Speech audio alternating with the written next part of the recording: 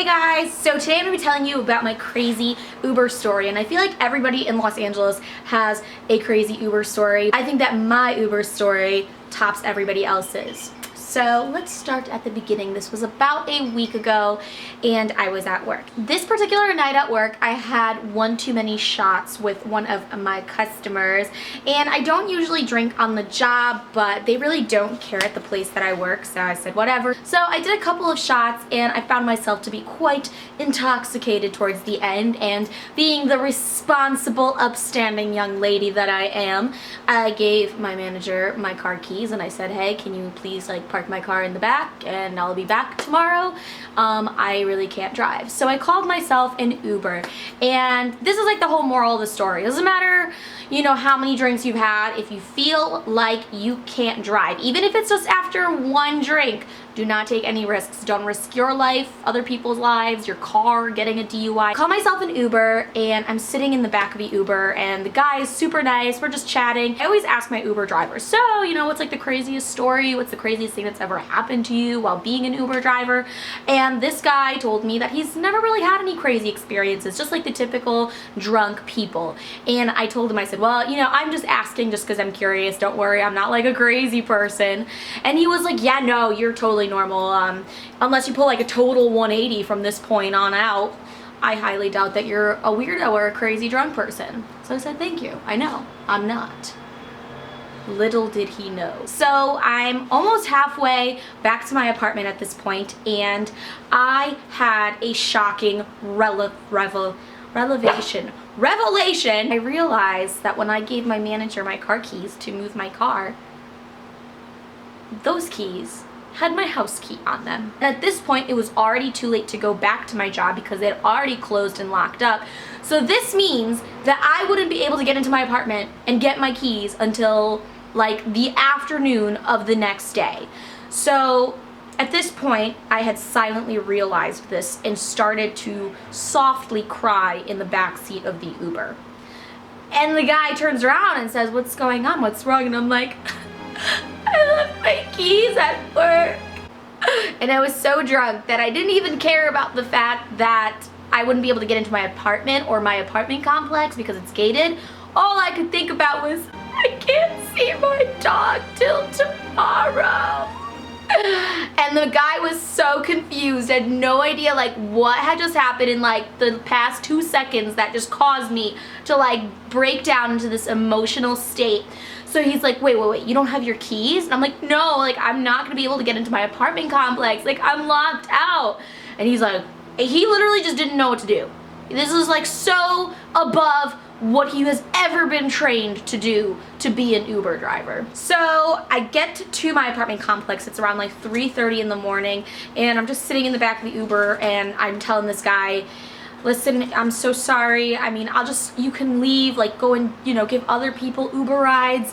I'm gonna just go and sit out on the grass. And he's like, no, I am not letting you do that. I am a Midwestern gentleman and I would never do that to a girl. At the corner of my eye, I noticed something, and it was the gate to my apartment complex, and it looked as if it wasn't fully closed. So I get out of the car and I'm just crossing my fingers and hoping and praying to whatever God there is above, please let this gate be open.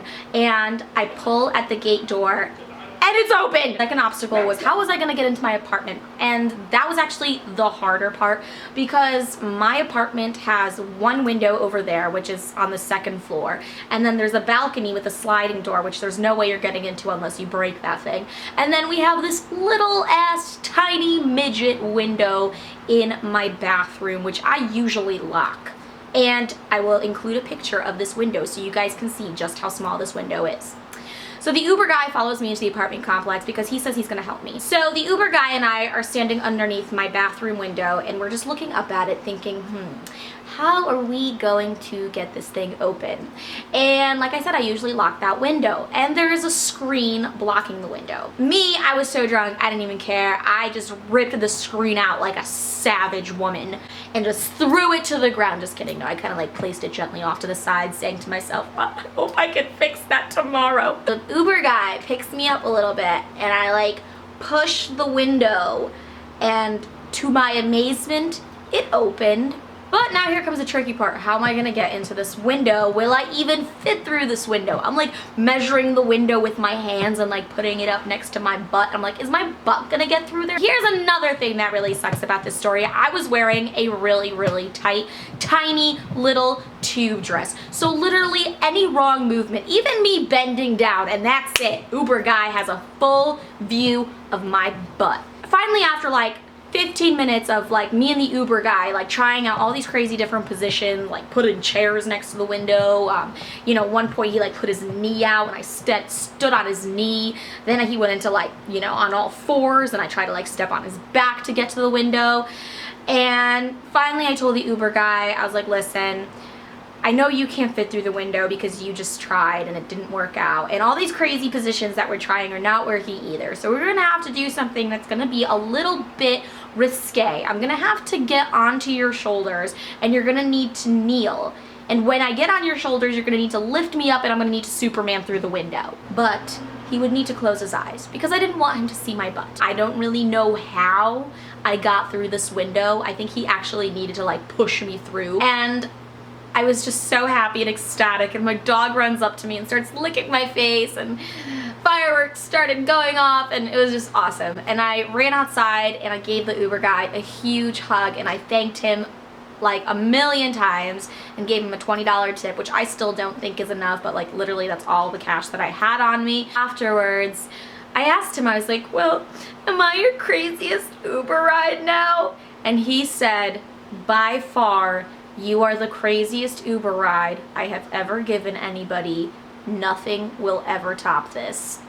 And I think I'm a little proud of that I am someone's craziest Uber ride. But yeah, that is my crazy Uber story. Moral of the story is don't drink and drive, obviously. If you guys have any crazy Uber stories of your own, please let me know in the comment section below. I'd love to see if you guys can top my story.